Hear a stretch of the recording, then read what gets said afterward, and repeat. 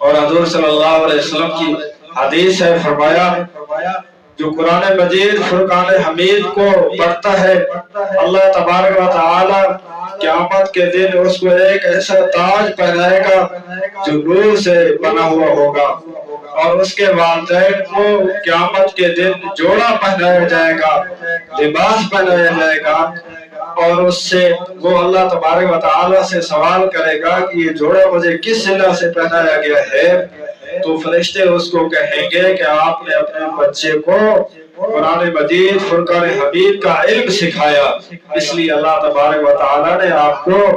انعام کے طور پر یہ جوڑا پہنایا۔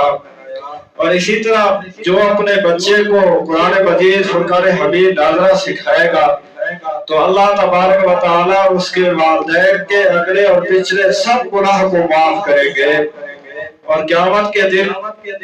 جب بچہ حشر کے میدان میں ہوگا، والدین حشر کے میدان میں ہوں گے، تو اس کے بچے کو کہا جائے گا کہ قرآن مجید پڑھتا جا۔ جب وہ قرآن مجید پڑھتا جائے گا تو اس کے والدین کا ایک درجہ بڑھتا جائے گا۔